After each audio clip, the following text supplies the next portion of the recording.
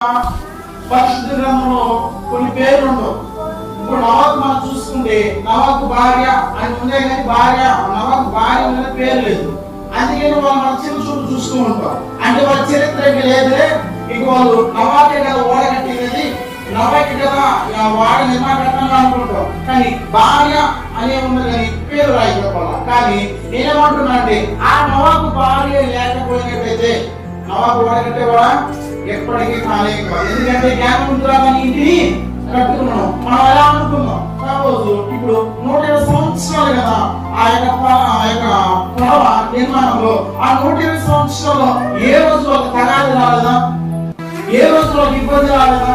ఎలా తెలుసుకోవచ్చు. ఏదైనా లోకం చూస్తే తాగుతూ తిరుగుతూ ఎంత అన్యాయంతో పట్టబడుతుంటే అలా జీవిస్తుంటే ఆ లోకం వైపు చూడాల. కానీ నవాబు మాత్రం ఏ రోజున తన యొక్క మాట లేదన్న.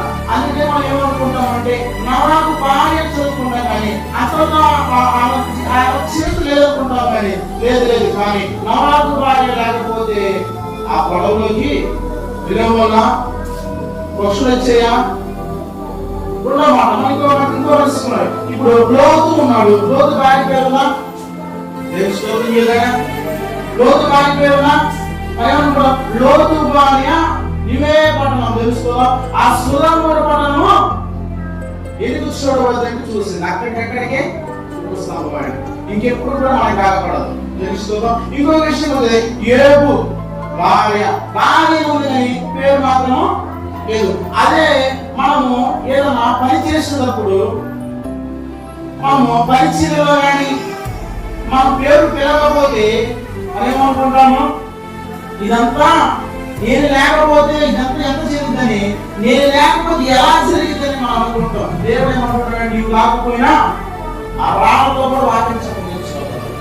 నువ్వు లేకపోయినా ఏదన్నా గ్రామంతో కూడా మాట్లాడించి వాకించగలిగినటువంటి మన దేవుడు. మనం ఏమనుకుంటామంటే మన పిస్టేజ్ని బట్టి ఏంది, నేను ఇంత సహాయం చేస్తే దైవజనుడు పాస్టర్ నా పేరు చెప్పలేదు, నేను లేకపోతే ఆడ సంబంధం లేదు, నేను లేకపోతే ఆడ పరిచయం లేదు, ప్రతిదీ కూడా ఏది చేస్తే ఆయన దైవజనుడు నా పేరు చెప్పలేదు. అలిగేవారు లేరా అంటున్నా తెలుసుకోవాలి కదా. చాలా మంది ఉంటారు చిన్న మాటలు అలిగేవాళ్ళు, అన్ని చేసి కూడా మా పేరు పిలవలేదే అని అక్కడక్కడ చిన్న మానేసి వాళ్ళు కూడా మనం అక్కడక్కడ చూసుకున్నాం. కానీ ఏ రోజైనా నవాబు 120 సంవత్సరంలో ఆ పొడవ నిర్మాణంలో తన భార్య అని పేరు రాయబడింది.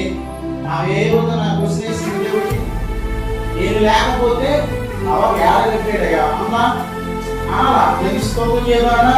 ఎందుకని జ్ఞానవంతురాలు దానిని పట్టుకున్నది, మూడుకురాలు ఓడబెట్టుకుంది. మరి ఇక్కడ మనకి అక్కడక్కడ పడుతూనే ఉంటారు. కానీ ఈ సిపోరా